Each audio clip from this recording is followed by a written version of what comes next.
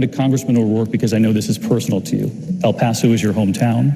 Some on this stage have suggested a voluntary buyback for guns in this country. You've gone further. You said, quote, Americans who own AR-15s and AK-47s will have to sell them to the government, all of them. You know the critics call this confiscation. Are you proposing taking away their guns, and how would this work?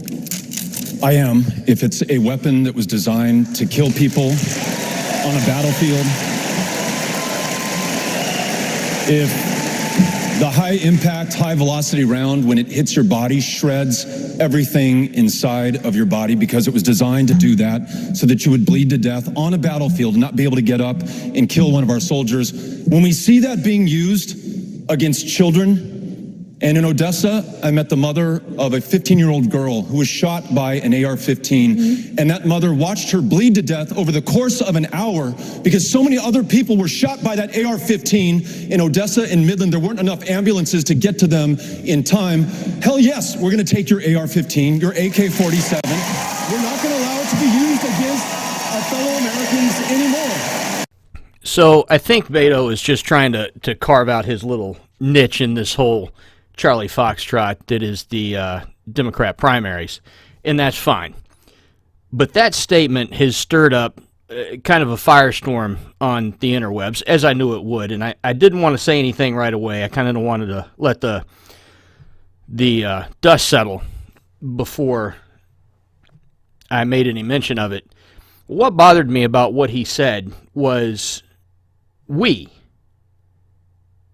He said, we are coming for your AKs and ARs, or vice versa. And what I'm not clear on is who is we.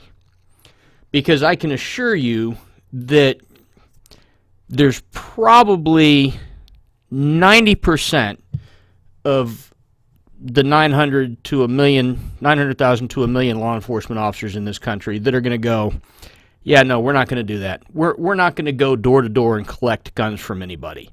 And we've already seen with a lot of this red flag stuff that there are sheriffs and chief of police across the country that are kind of shying away from this and saying no. Well, then the next thing is going to be, well, if the police won't do it, then we'll use the National Guard or the military. Have you ever met an infantryman? I mean, honestly, I would speculate that there's probably, and we all know that most, probably 90% of statistics are made up on the spot, but I would say probably 85% of the active duty military, National Guard, reserves would say, no, yeah, we're not going to do that either. That's dumb. That's a dumb thing to do, because what they're asking of them is something that they are themselves. They're asking. They would be asking me to come to my house and collect my guns, and it ain't gonna happen, folks. It ain't gonna happen. I wouldn't take part in it. If I'm sitting in roll call one afternoon and the sheriff comes in and says, "Hey, starting in 15 minutes when you guys go 10-8, we're gonna go down to whatever neck of the woods and we're gonna start collecting guns from law-abiding citizens."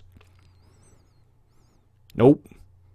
The only thing you're going to be collecting from me is my uniform, my badge, and my equipment, and then you'll watch my wife collect me from the front door, standing there in my underwear, so I can go home and get ready for whatever idiots think that they're going to come to my house and collect my guns. Ain't happening.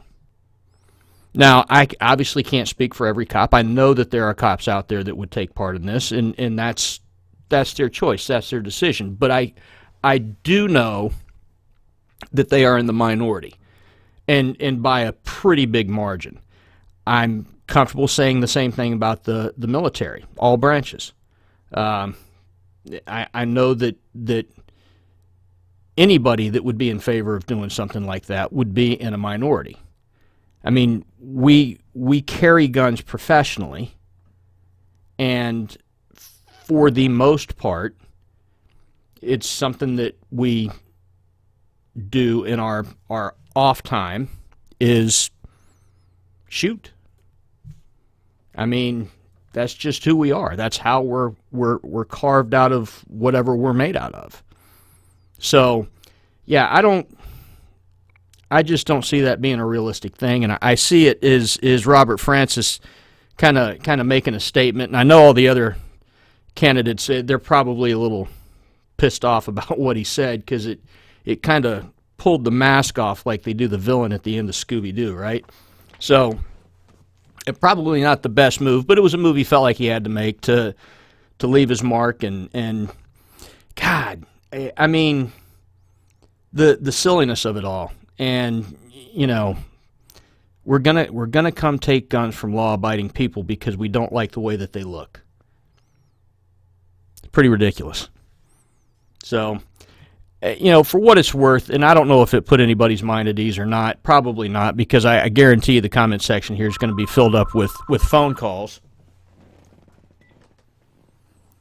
So, you know, there's that. But, yeah, the comment section I know is going to get filled up with well, you jackbooted brown shirt thugs. Well, here's the thing, and I'm being too prophetic here, but if they don't have the people on hand, and by that I mean the people currently serving in these positions, whether it be law enforcement or military, to do the dirty deed that they want done, then they're going to have to get rid of and replace those people with people that will do their bidding.